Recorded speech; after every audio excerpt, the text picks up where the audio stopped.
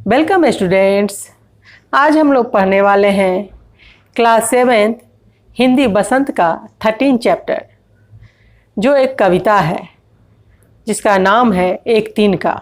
इस सुंदर कविता के रचनाकार हैं अयोध्या सिंह उपाध्याय हरिओद। तो इस सुंदर कविता को पढ़ने से पहले आइए हम लोग कवि के बारे में थोड़ी सी जानकारी प्राप्त कर लें। अयोध्या सिंह उपाध्याय जी हिंदी भाषा के महान लेखक और कवि थे। इनका जन्म अप्रैल 1865 ईस्वी में उत्तर प्रदेश राज्य के आजमनगर जिले के निजामाबाद नामक स्थान पर हुआ था। ये ब्राह्मण परिवार में पैदा हुए थे, लेकिन बाद में इन्होंने सिख धर्म अपनाकर अपना नाम भोला सिंह रख लिया। हिंदी साहित्य में इन्होंने अपना अद्भुत योगदान दिया।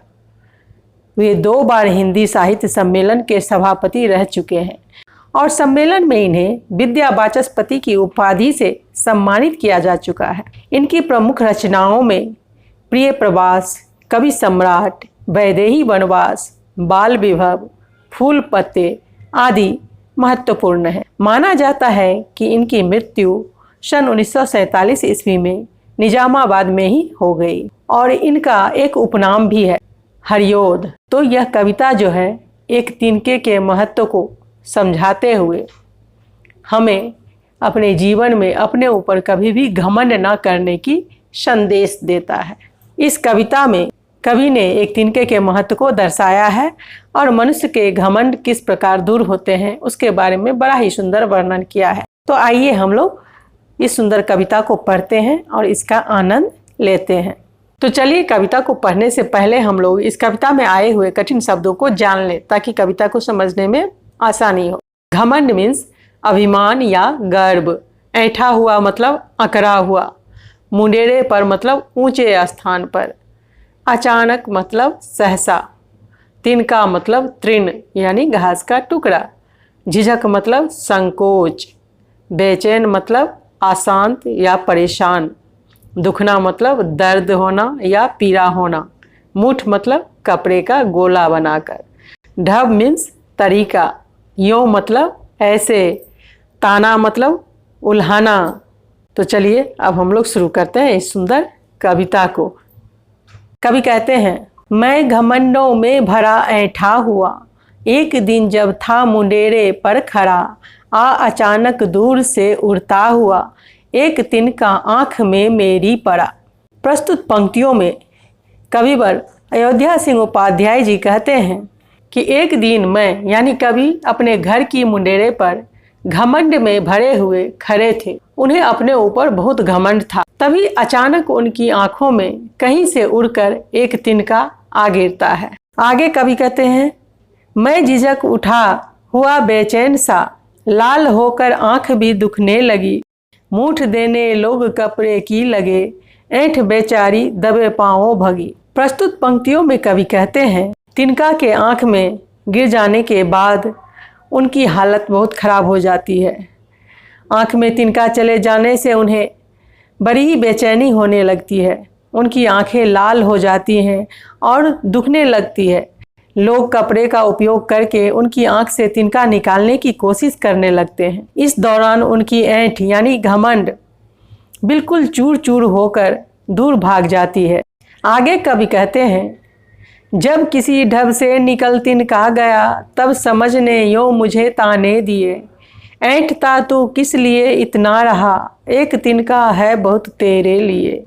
इन पंक्तियों में कविवर हमें बताना चाहते हैं कि तिनका निकल जाने के बाद कवि की क्या हालत होती है। इसका वर्णन इन्होंने इन पंक्तियों में किया है।